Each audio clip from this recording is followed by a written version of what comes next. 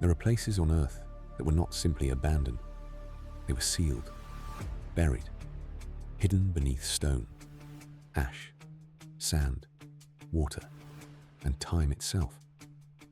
Ancient temples swallowed by the earth. Underground cities carved deep below the surface. Tombs so dangerous that even modern archaeologists refuse to open them.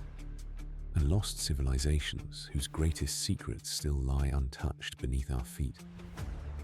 These are not myths created to entertain us. They are real places, documented by historians, archaeologists, and explorers. Yet many of them still raise questions that modern science cannot fully answer. Why would ancient people bury their own sacred temples? Why build entire cities underground? And what could be hidden inside chambers that have remained sealed for thousands of years? Today, we will journey into some of the most mysterious ancient sites ever discovered. Places that were buried, forgotten, or deliberately hidden from the world. So prepare yourself, because the deeper we go, the stranger history becomes. But before we begin, if you love ancient mysteries, forgotten civilizations, and places history still cannot explain, make sure to like this video and subscribe, because this journey is only the beginning.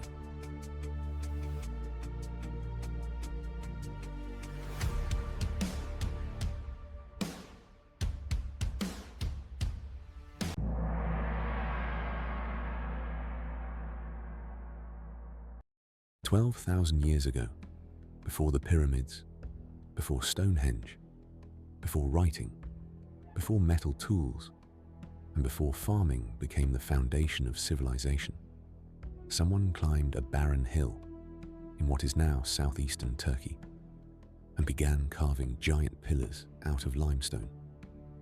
These people were not supposed to be builders of monumental temples. They were supposed to be hunter-gatherers, moving with the seasons, following animals, surviving in small groups.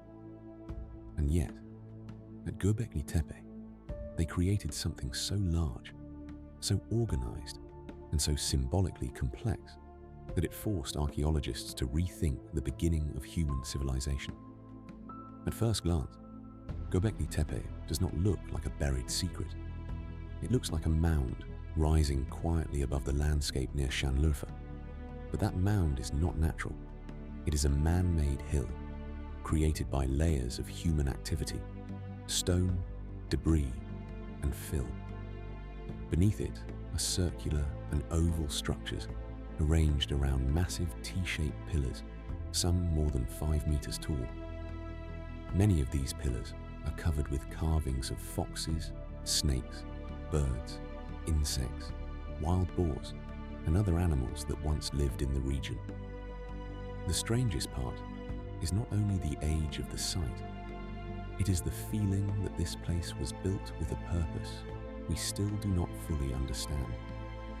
The T-shaped pillars are not simple stones. Some have arms, hands, belts, and loincloths carved into them, suggesting they may have represented human-like beings.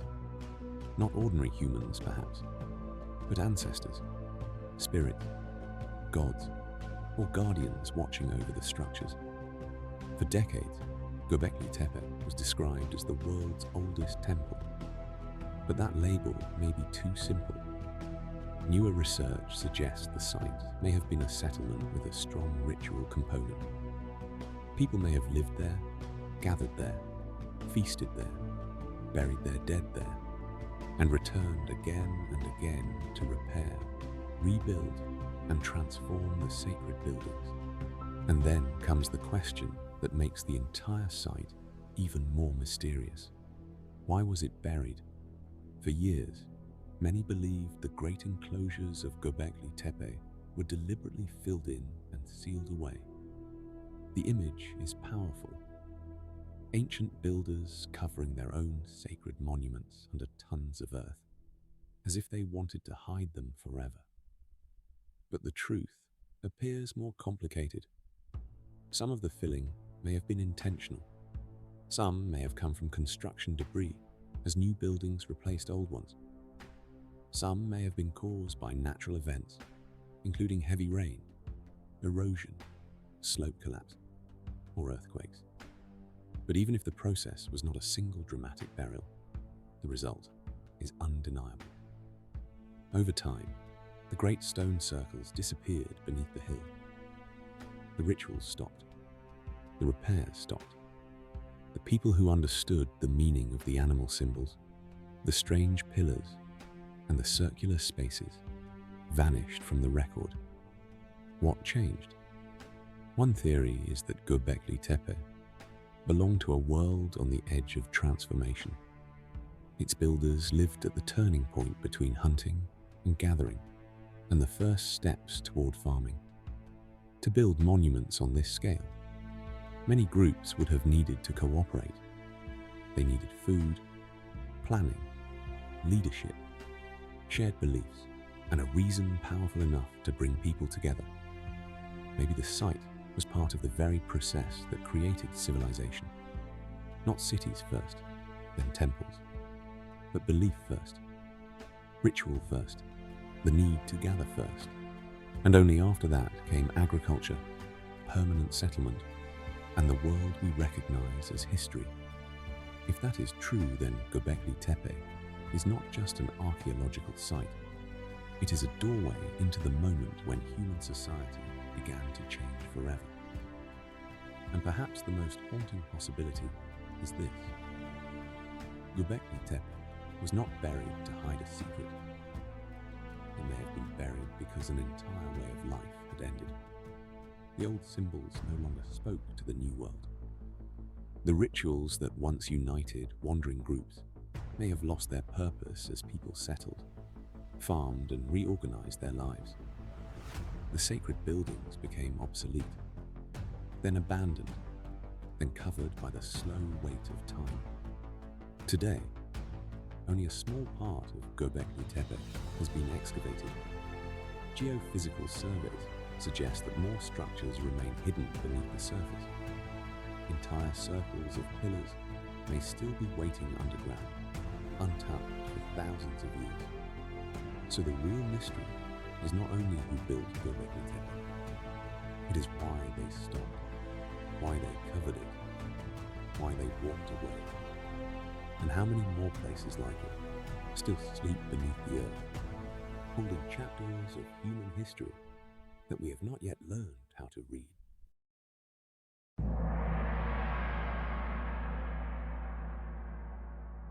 Beneath the strange volcanic landscape of Cappadocia, under the fairy chimneys, valleys, and soft stone hills of central Turkey, there is a city that does not rise toward the sky. It descends into the earth.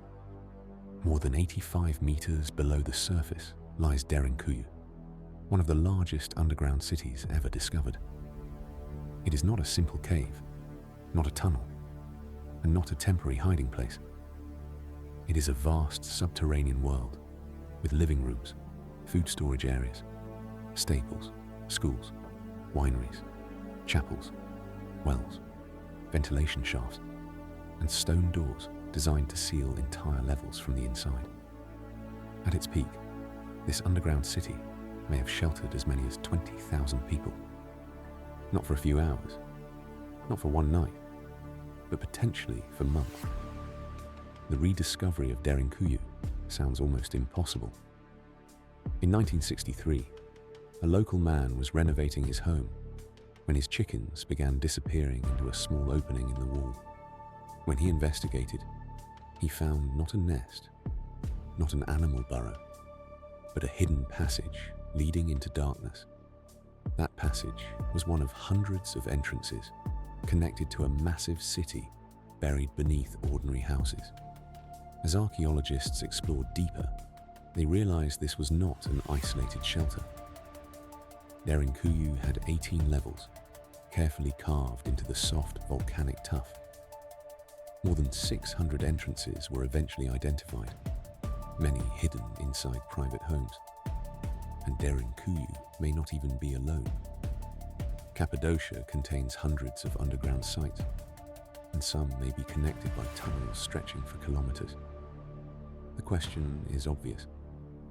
Why would anyone build a city underground? The answer may lie in the brutal history of Anatolia. For thousands of years, this region stood between empires. Hittites, Phrygians, Persians, Romans, Byzantines, Seljuks, and others all passed through or fought over this land. Above ground, armies could burn villages, seize food, and slaughter populations. But below ground, an entire community could vanish. Derinkuyu was designed for survival.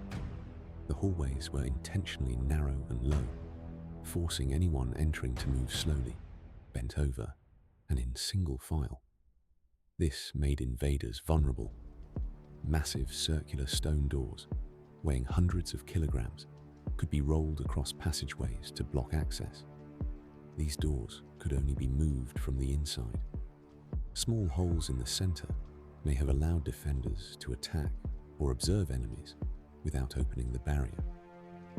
The deeper you go, the more intelligent the design becomes.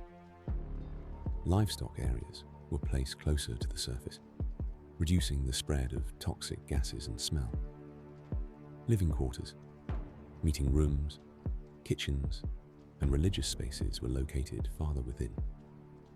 A complex ventilation system kept fresh air moving through the tunnels, while deep wells supplied water that could be cut off from the surface to prevent poisoning. This was not panic architecture. This was planning. Imagine the moment the alarm came. Smoke on the horizon. Riders approaching. A village suddenly emptying into hidden doorways. Families carrying grain, tools, animals, children, and sacred objects underground. Stone doors grinding shut. Torches lighting narrow tunnels. The outside world disappearing above them. Life below would have been harsh. People lived by torchlight. Smoke blackened the ceilings. Waste had to be contained. The dead may have been placed in designated areas. Fresh food was limited. Every sound would echo through the stone. Yet compared with the terror of invasion, the underground city offered something priceless. Time. Derinkuyu also raises a deeper mystery. Who began it? Some scholars suggest the earliest levels may date back to the Hittites. Others believe the Phrygians, skilled Iron Age builders, expanded much of the underground network. Later communities, especially Byzantine Christians during periods of raids and religious conflict, used and modified the city even further. This means Derinkuyu was not built in one moment. It was a survival machine, expanded across centuries by different peoples facing the same ancient problem: how to stay alive when the world above became dangerous. And then, after thousands of years of use, the city was forgotten. In the 20th century, after population exchanges and the departure of Cappadocian Greeks, Derinkuyu slipped out of memory. The entrances were sealed, hidden, or absorbed into homes. A city that once protected thousands became a rumor beneath the floor, until the chickens disappeared. Today, tourists descend into a small portion of Derinkuyu, but most of Cappadocia's underground world remains unexplored. Tunnels may still connect cities that have not been fully mapped. Rooms may still lie behind collapsed passages. And somewhere beneath the valleys, the ancient logic of fear and survival is still carved into the stone. Derinkuyu is not just an underground city. It is evidence of what humans will build when survival depends on disappearing completely.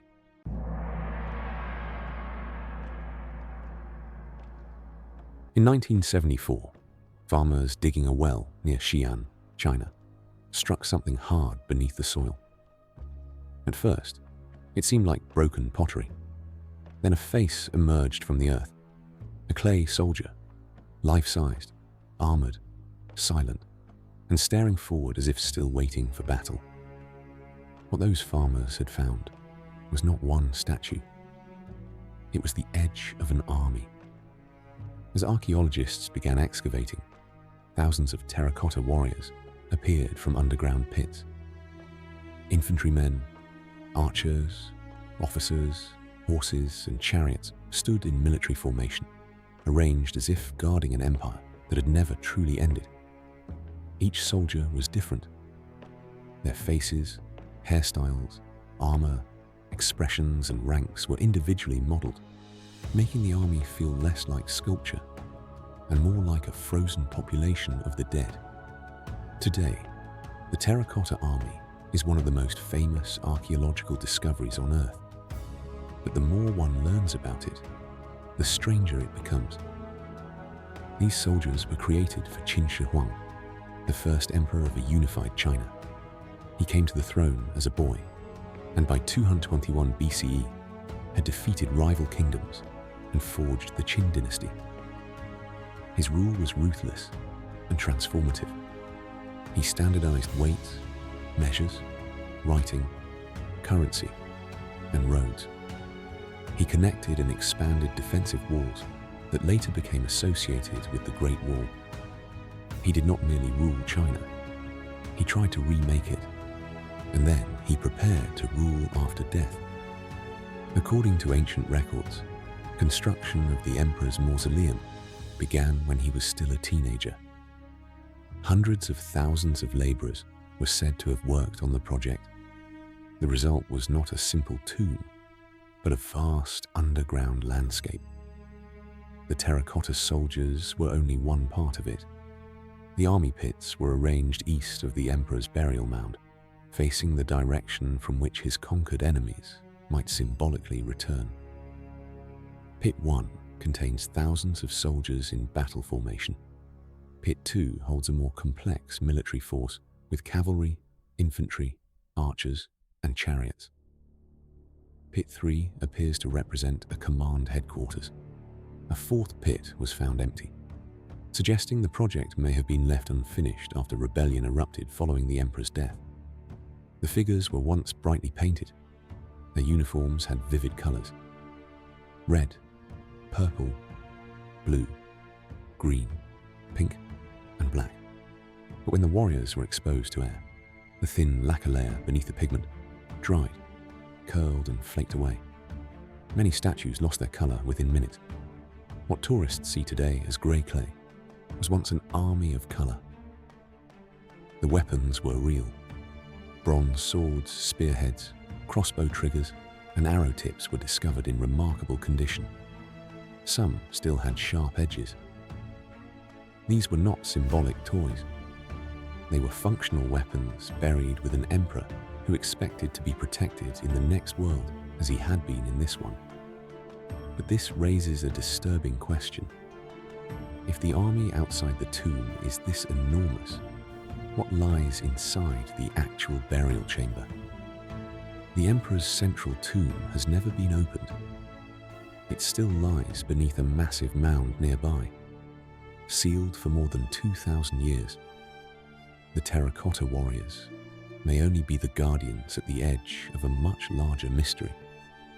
Ancient historian Sima Qian wrote that the tomb contained palaces, towers, treasures, precious stones, and a miniature version of the emperor's realm.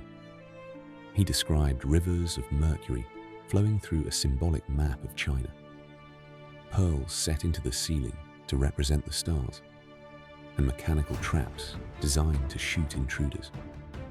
For a long time, some dismissed these details as legend, but modern soil testing around the burial mound has revealed unusually high mercury concentrations. That does not prove every part of the story is true, but it suggests that the ancient account may preserve real information. So why not open the tomb? Because the Terracotta Army already taught archaeologists a painful lesson. When the painted warriors met open air, their colors vanished. If the central tomb contains painted walls, silk, lacquer, wood, documents, clothing, or fragile organic materials. Opening it without perfect preservation, technology could destroy evidence that has survived for millennia. There is also the danger of mercury. If large quantities remain inside, excavation could expose workers and the environment to toxic vapors and contamination. The tomb is not just an archaeological treasure. It may be a sealed chemical hazard. And so, the emperor waits. The Terracotta Army stands in the open now, seen by millions. But its true purpose remains incomplete. It points toward a tomb still closed, a ruler still hidden, and an underground empire that has not yet surrendered its final secret. The soldiers were buried to guard him forever, and more than 2,000 years later, they are still doing exactly that.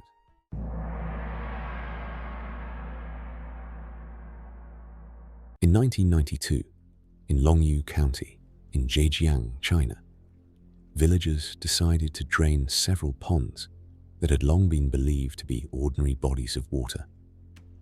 When the water was pumped out, what appeared beneath them was not a natural cave and not a simple quarry. It was a hidden underground complex of enormous chambers, carved directly into the rock with a precision that still unsettles researchers today. The Longyou Caves are among the strangest ancient underground sites in China. More than 20 caves have been discovered, with several open to the public. Some chambers are thousands of square meters in size and descend roughly 30 meters below the surface. Their walls are smooth, their ceilings are carefully shaped. Massive stone pillars rise from the floor to support the weight above, and almost every visible surface is covered in repeated, parallel chisel marks. The first question is simple: who built them? The second is even harder: why? Based on tool marks, carvings, and stylistic clues, many researchers place the construction somewhere between the Spring and Autumn period and the Western Han Dynasty, making the caves more than 2,000 years old. Some believe they may have been built by the ancient Yu people who once lived in the region. But for a project of this scale, the silence of history is difficult to explain. Longyou County has been known for around 2,000 years. Chinese historical records are famously detailed. Dynastic histories, local chronicles, administrative documents, and folk traditions preserve countless events.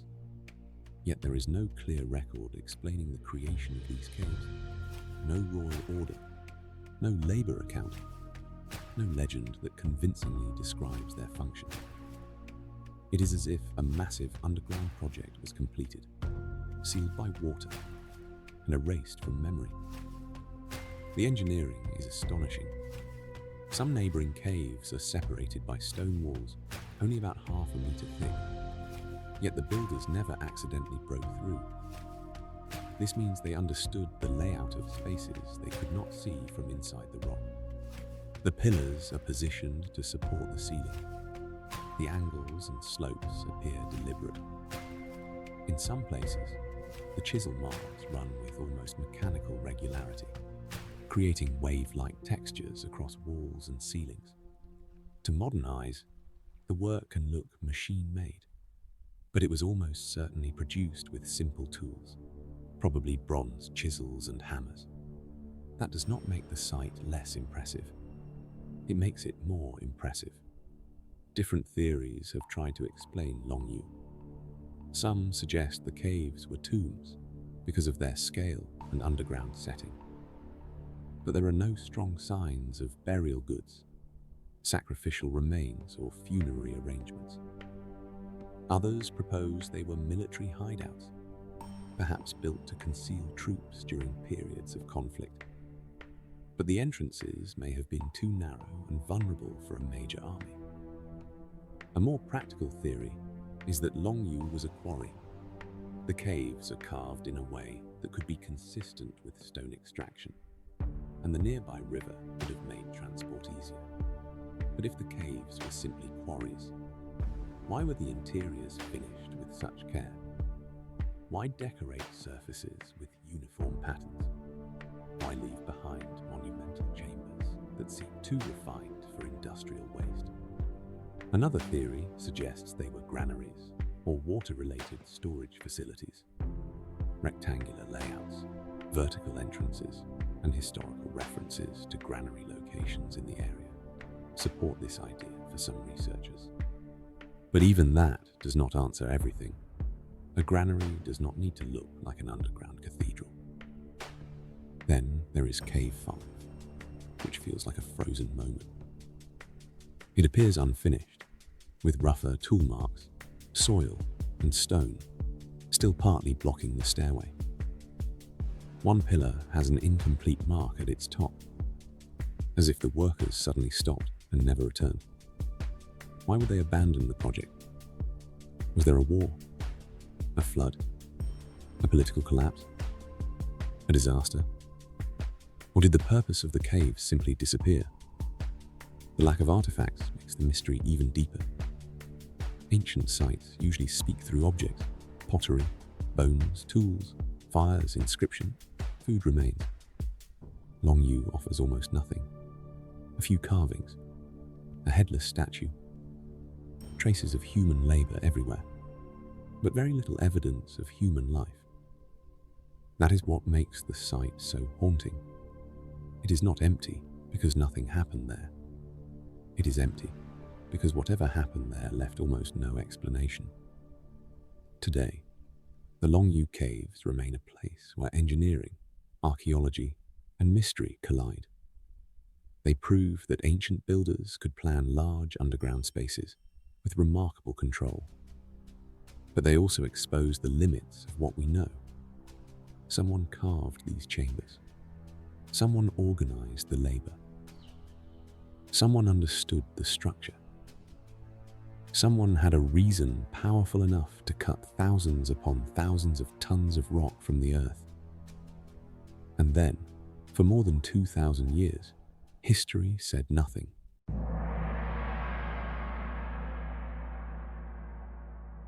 In the middle of a residential neighborhood in Paola, Malta, beneath ordinary streets and modern buildings, there is a prehistoric underworld carved into the limestone. It is called the Ħal Saflieni Hypogeum. The word hypogeum means underground, but that simple translation does not capture what this place feels like. It is part tomb, part temple, part ritual complex, and part mystery. More than 5,000 years old, it is one of the best preserved underground prehistoric sites in the world. Its discovery was accidental. In 1902, construction workers building new houses broke through the roof of a hidden chamber. At first, the discovery was not properly reported. Work continued, and early excavation was poorly documented by modern standards. Some objects were lost. Some notes vanished. But as researchers gradually realized what had been found, the scale of the site became impossible to ignore. The hypogeum is arranged across multiple underground levels. Its chambers, passages, niches, and carved spaces were cut from living rock. Some areas resemble natural caves, while others imitate the architecture of Malta's above-ground megalithic temples. This is one of the most extraordinary details. The builders did not simply dig holes for the dead. They recreated sacred architecture underground. The site held the remains of thousands of people. Archaeologists believe that around 6,000 individuals may have been deposited there over time. The dead may first have been left to decompose, then later gathered and placed in ritual contexts. This suggests complex burial practices, not simple disposal. To enter the hypogeum is to descend into a place designed around death, memory, and transformation. One of its most famous chambers is known as the Oracle Room. It contains carved niches that produce a strange echo effect. A low voice in this chamber can become amplified, deepened, and transformed into something almost supernatural. Whether this was intentional or not, it is easy to imagine how sound, darkness, and torchlight could have created a powerful ritual experience. The walls and ceilings also preserve traces of red ochre paintings. Swirling patterns once glowed in the flicker of handheld flames. Ochre, a natural iron pigment, was often associated with burial and the passage to the afterlife. In the darkness, these red spirals may have seemed to move, turning the stone itself into a living surface. Another chamber, often called the Holy of Holies, is carved to resemble a temple facade. Lintels and architectural forms appear in the rock, even when they serve no structural purpose. This suggests symbolism. The space was not just functional, it was made to mean something. But what exactly? The people who built the Hypogeum left no written language that we can read. Their beliefs are visible only through architecture, objects, bones, and art. Among the artifacts found at the site and nearby collections is the famous Sleeping Lady, a small figurine of a reclining female figure. Some interpret it as a symbol of sleep, death, fertility, or rebirth, but no one knows for certain. The Hypogeum has also attracted many strange theories, especially around elongated skulls recovered from the site. Some people have tried to connect them to lost races or extraterrestrials, but these claims distract from the real mystery, which is already powerful enough. A Neolithic society, thousands of years before modern technology, created a multi-level underground ritual world with architecture, acoustics, art, and complex treatment of the dead. That alone is astonishing. Today, access to the Hypogeum is tightly controlled. Only a limited number of visitors can enter each day because the site's microclimate is extremely fragile. Human breath, humidity, and temperature changes can damage wall paintings and encourage bacterial growth. In a strange way, the site must be protected from the living to preserve the world of the dead. This restriction adds to its atmosphere. The Hypogeum is not a place of crowds, cameras, and noise. It is a place of silence, darkness, and carefully measured presence. And it leaves us with questions that may never be fully answered. Was it a burial place? A temple? A passage between worlds? A center for ancestor rituals? A sacred machine of sound and shadow? Perhaps it was all of these at once. The Ħal Saflieni Hypogeum reminds us that prehistoric people were not primitive in the way we often imagine. They understood space, symbol, ritual, and emotion. They could shape stone not only for shelter, but for awe. Beneath Malta, hidden from the sun, they built a world for the dead that still speaks, not through words, but through echoes.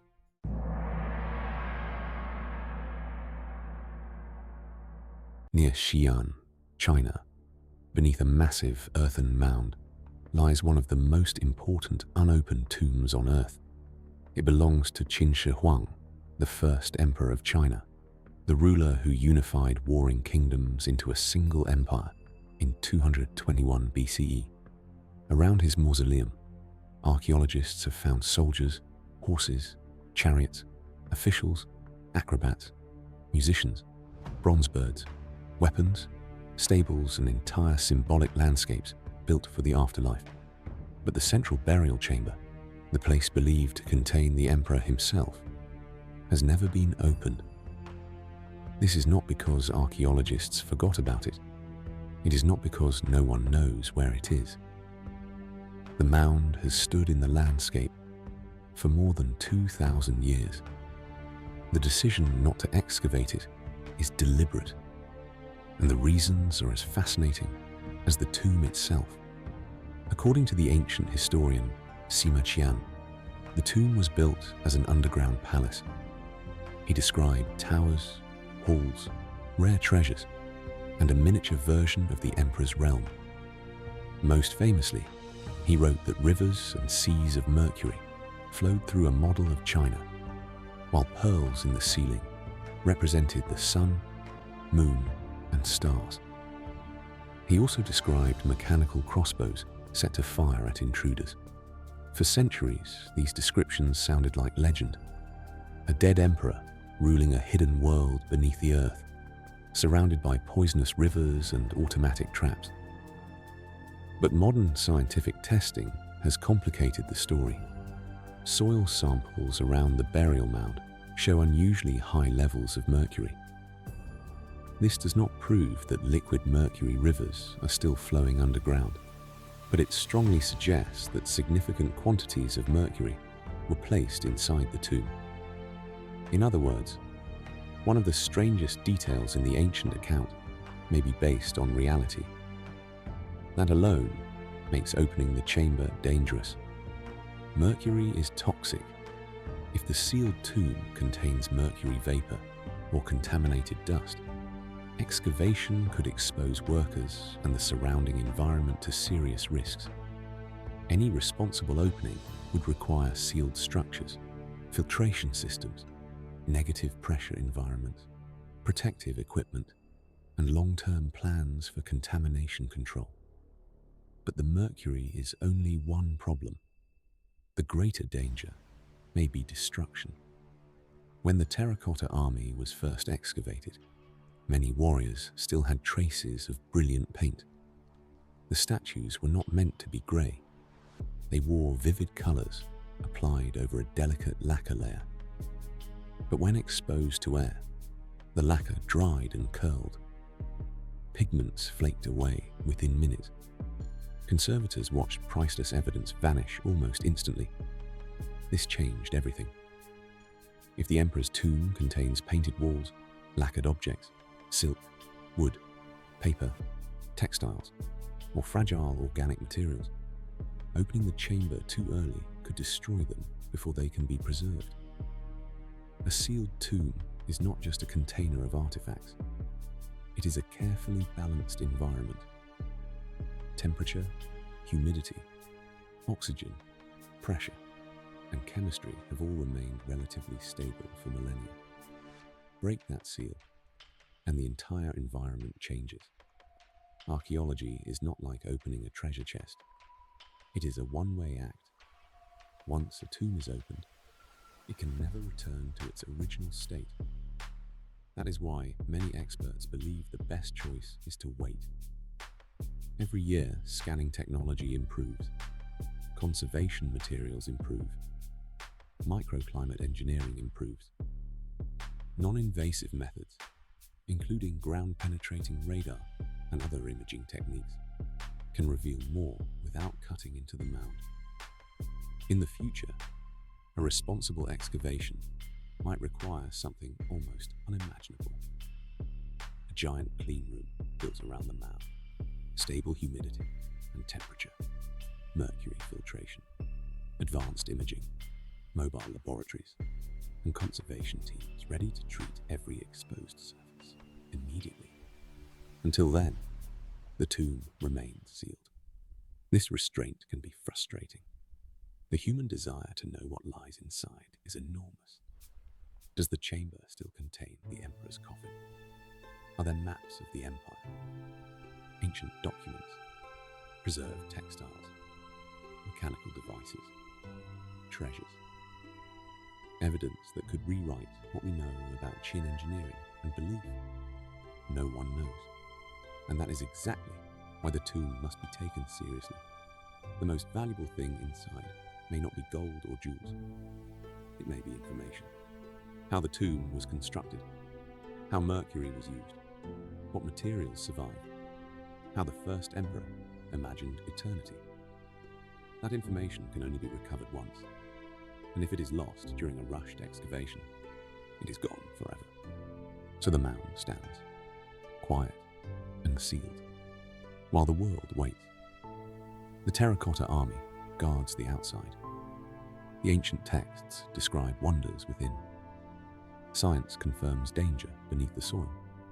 And the emperor, who once tried to command an empire in life and death, remains hidden in the underground palace, built for his eternity.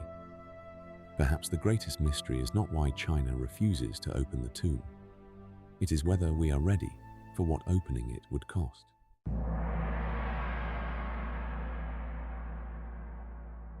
More than 2,000 years ago, ancient writers described a structure in Egypt so vast, so confusing, and so impressive that it was said to surpass even the pyramids.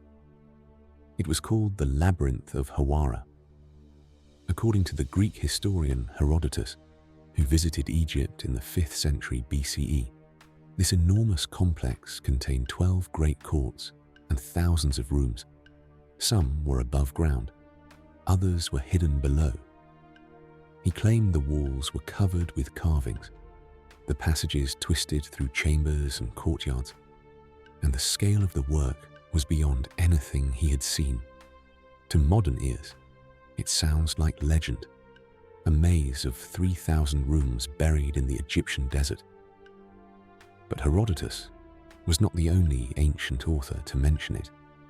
Other writers also described a great structure near the pyramid of Pharaoh Amenemhat III at Hawara, in the Fayum region of Egypt.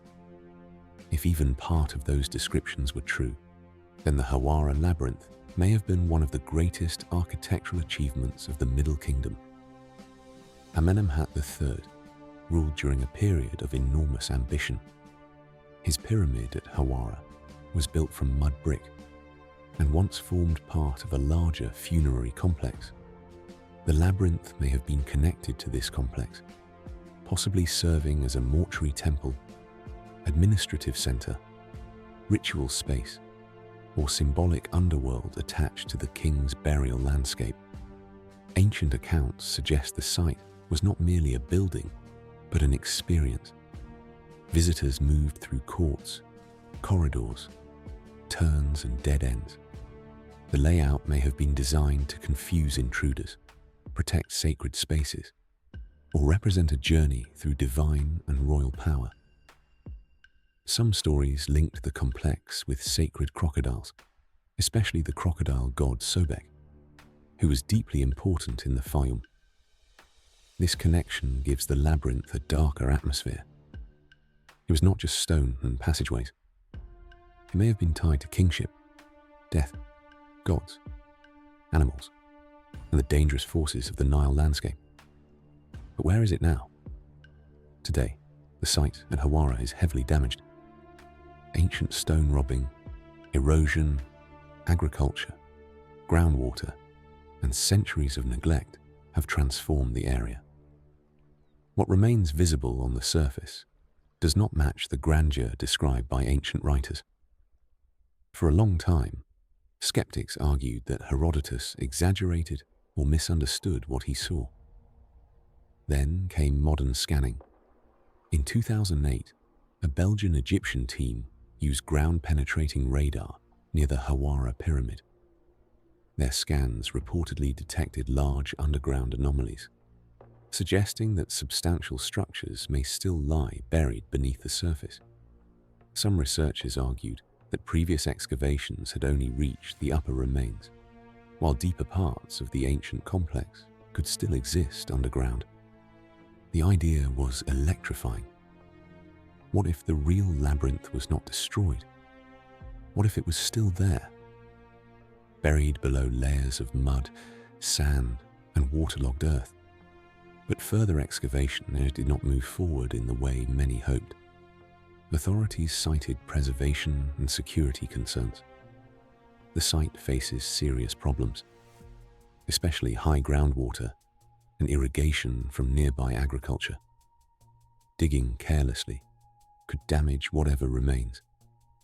And if underground chambers do exist, they may be unstable, flooded, or too fragile to enter safely. This is where the mystery becomes difficult. The Hawara labyrinth sits between ancient testimony and modern uncertainty.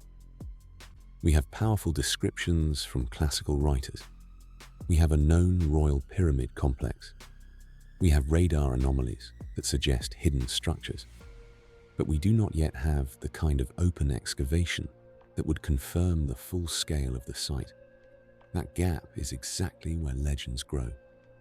Some fringe theories claim the labyrinth could contain lost knowledge from before dynastic Egypt, ancient records, sacred texts, or secrets deliberately hidden from the world. These claims are unproven, but the fascination is understandable. Egypt already gave humanity pyramids, tombs, temples, astronomical alignment, and texts of the afterlife. The possibility of a buried maze beneath Hawara is almost too powerful for the imagination to resist. The more grounded explanation is still extraordinary.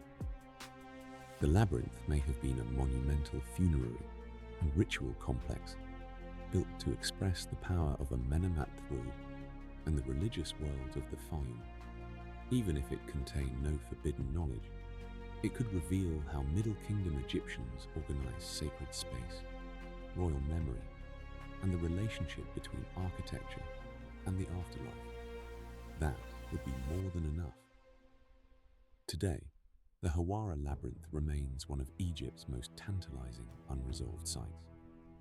It is a place where ancient voices point downward towards something hidden, while modern science offers hints but no final answer. Was Herodotus describing reality, exaggeration, or a structure now almost completely lost? Are the underground anomalies remnants of the legendary maze? And beneath the mud and water of Hawara, does a forgotten world of chambers still wait in darkness? Until the site is safely explored, the labyrinth remains exactly what its name promises. A maze, not only of stone, but of history itself.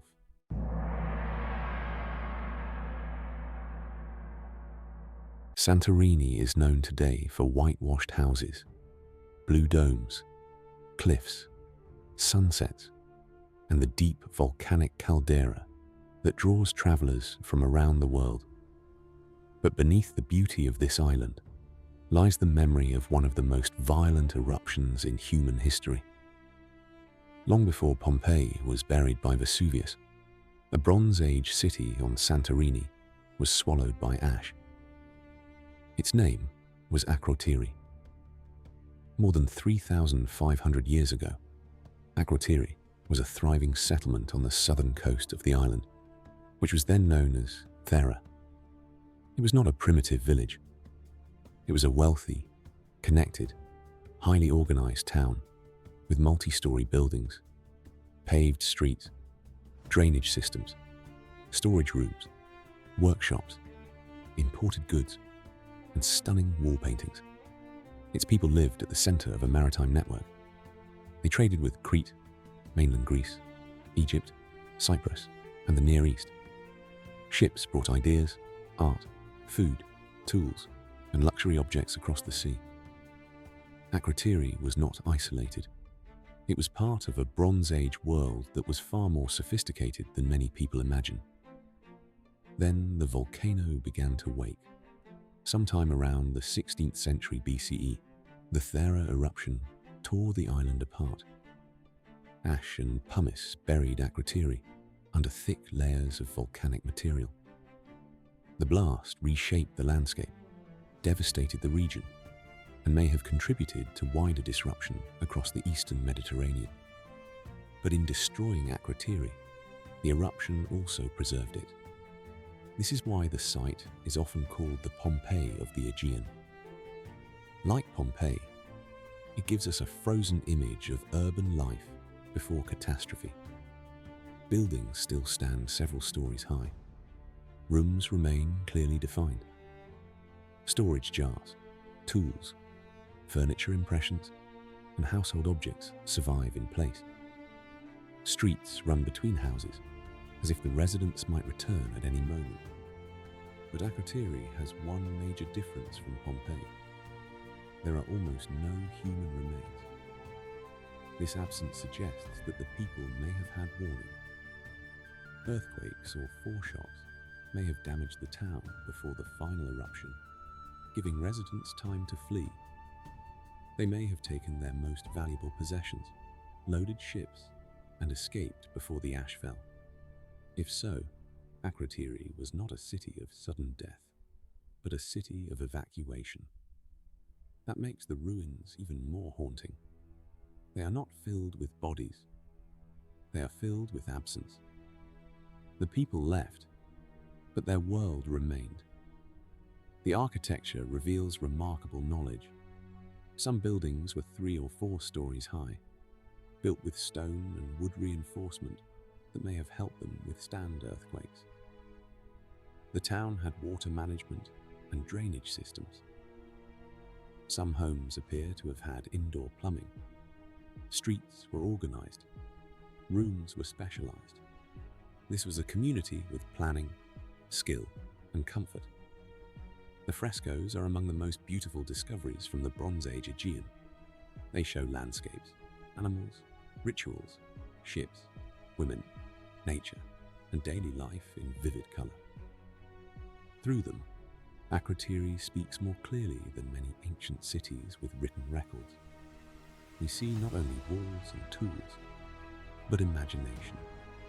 One of the most intriguing objects associated with the site is a golden ibex figurine, carefully made and possibly left as an offering. The ibex, a wild mountain goat, may have symbolized fertility, nature, prosperity, or divine protection. If it was intentionally left behind, it suggests that before leaving, someone performed an act of ritual farewell. Was Akrotiri connected to the legend of Atlantis? Some historians and writers have suggested that the destruction of Thera and the advanced society buried at Akrotiri may have inspired Plato's story of a powerful island civilization destroyed by catastrophe. There is no proof that Akrotiri was Atlantis, but the comparison survives because the image is irresistible. An island world, wealthy and sophisticated, shattered by the sea and fire.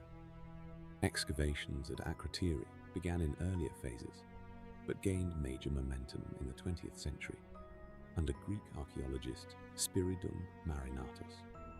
Today, the site is protected under a modern shelter, allowing visitors to walk above ancient streets on raised pathways. It feels less like visiting ruins and more like looking into a paused city. Akrotiri is not mysterious because no one knows what destroyed it. The volcano is clear. The ash is clear. The disaster is clear. The mystery is human. Where did the survivors go? Did they return? What did they remember? Did stories of the eruption echo through generations, eventually becoming myth? How much of their culture disappeared with the island they knew? Akrotiri shows that civilization can be advanced, beautiful, connected, and fragile all at once. A city can have art, engineering, trade, and comfort, and still be erased by the earth beneath it. The ash preserved the walls, but not the voices. And beneath the postcard beauty of Santorini, Akrotiri remains a quiet warning. Paradise can sit on the edge of catastrophe.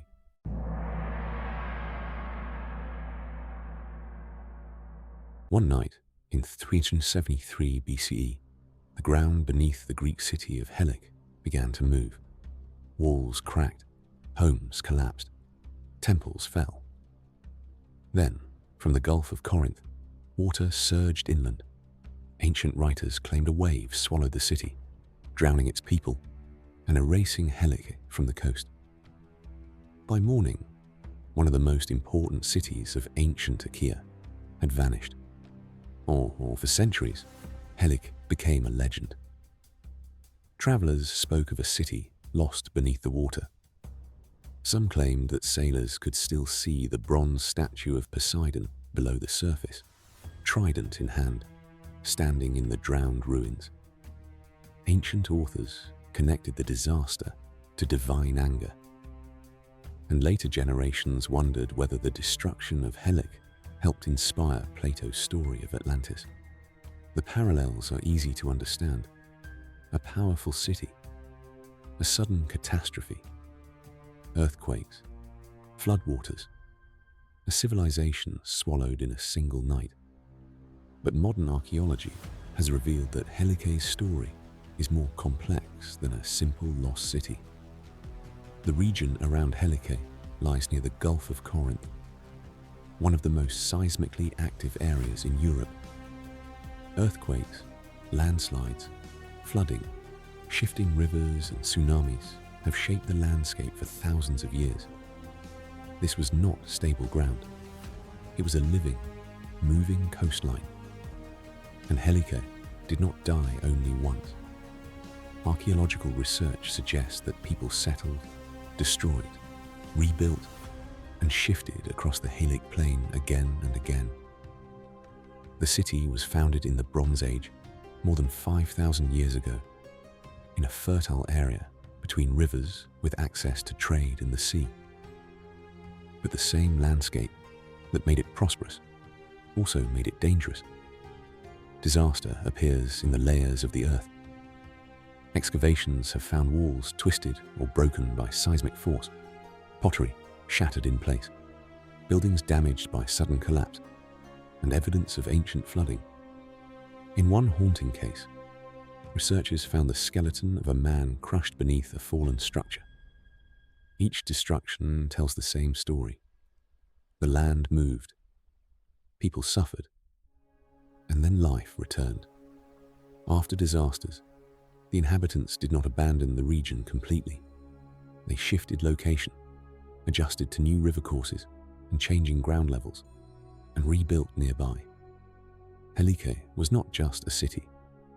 It was an idea tied to a place, flexible enough to move when the land demanded it. This is what makes the site so powerful. Helike was not only a tragedy, it was a phoenix. The famous disaster of 373 BCE may have involved a tsunami, but some researchers suggest the situation could have been more complicated.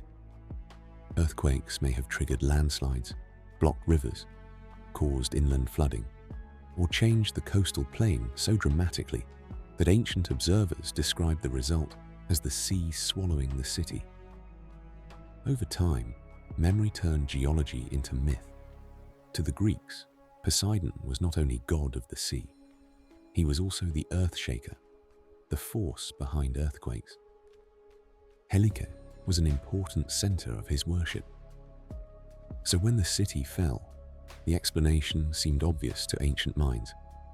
Poseidon had taken it.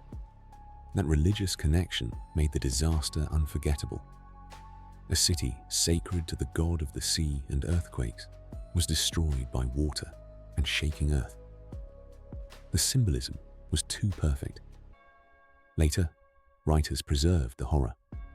Diodorus described the city being overwhelmed. Pausanias wrote about remnants and memory. The story traveled through the ancient world, becoming one of the most famous examples of sudden destruction. But unlike Atlantis, Helike was real. Modern research over decades has used excavation, boreholes, sediment analysis, and landscape reconstruction to trace the city's shifting history. Instead of finding one frozen ruin under the sea, researchers found a dynamic environment where settlements moved as the land changed. Helike's disappearance was not the end of the story. It was one chapter in a long relationship between humans and natural danger. That may be the most relevant part of the mystery today. Helike teaches that resilience does not always mean rebuilding in exactly the same place. Sometimes it means moving slightly, adapting, changing materials, altering construction methods, and accepting that the landscape itself has power. Ancient builders seem to have learned from earthquakes. After destruction, construction styles changed. Stronger masonry appeared. Settlements shifted to safer ground. The people did not control the earth. but they learn to live with its violence. Still, the image of the vanished city remains. A night of shaking, a wave in the darkness, a sacred grove disappearing, a bronze Poseidon imagined beneath the water, a city remembered as both history and warning. Helike may not be Atlantis, but it is something better. A real place where myth and geology meet. It reminds us that civilizations do not disappear only because they are weak. Sometimes they vanish because the ground beneath them is alive.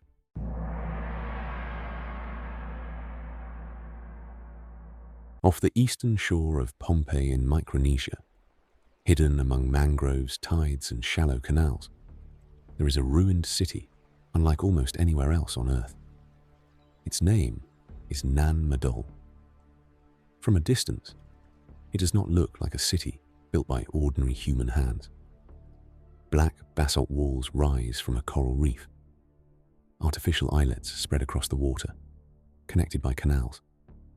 The stones are long, heavy, and geometric, stacked like petrified logs in a pattern that has survived centuries of storms, salt water, and jungle growth.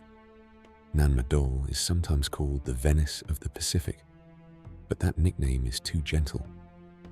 Venice is romantic.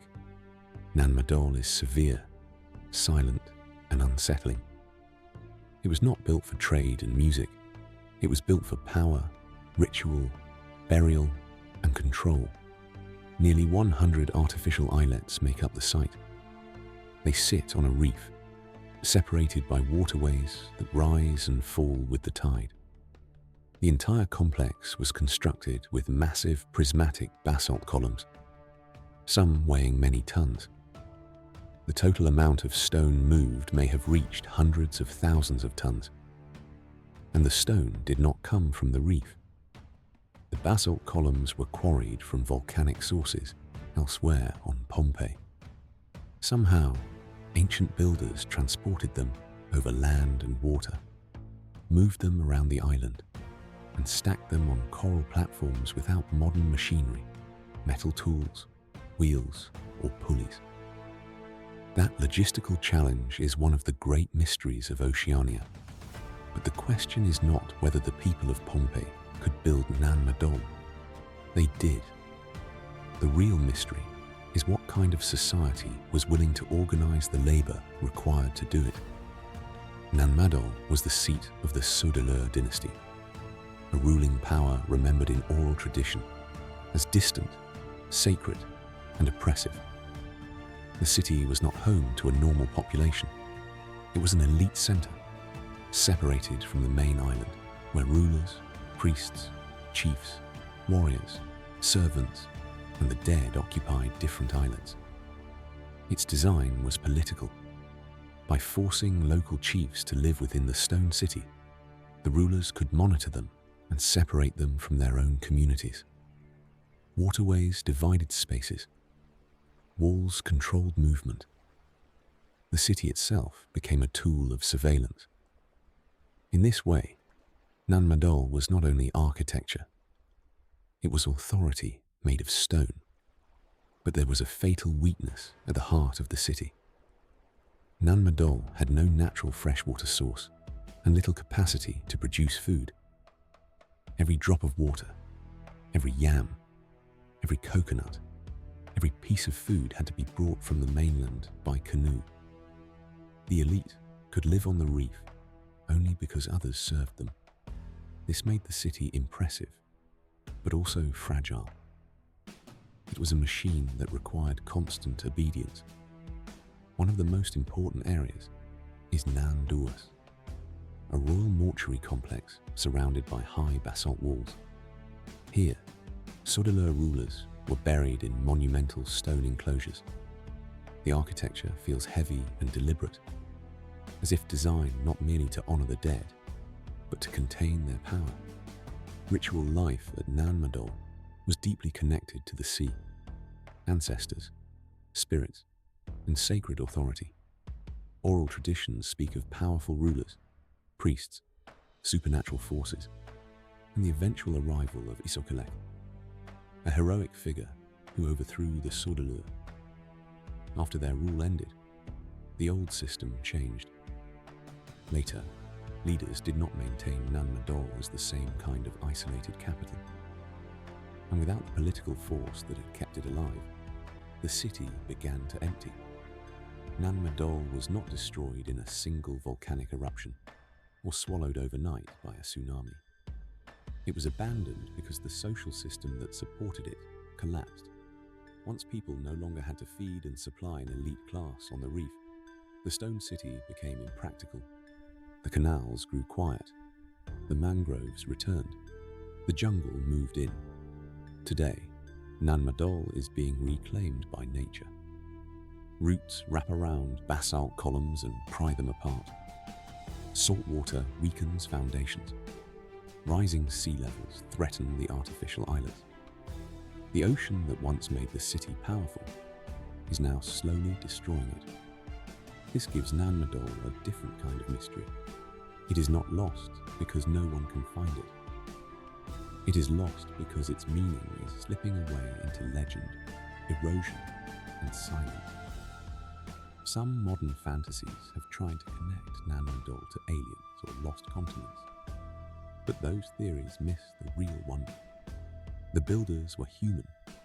Pacific Islanders organized, transported, designed and constructed this city through knowledge, labor, and social power. To deny that is to make the achievement smaller, not larger. Nan Madol does not need aliens to be astonishing. It stands as proof that civilizations can build impossible-looking places when belief and authority demand it. It also shows that even the heaviest stones cannot preserve a system after people stop believing in it. The Sudalurs are gone. Their power is gone. The canals are quiet. The basalt remains. And with every tide, the lost stone city of the Pacific sinks a little deeper into the world that created it. Thank you for watching until the end of the video. If you found these buried sites fascinating, let us know your thoughts in the comments below. Don't forget to subscribe to the channel and turn on notifications so you won't miss any of our upcoming journeys. See you in the next video.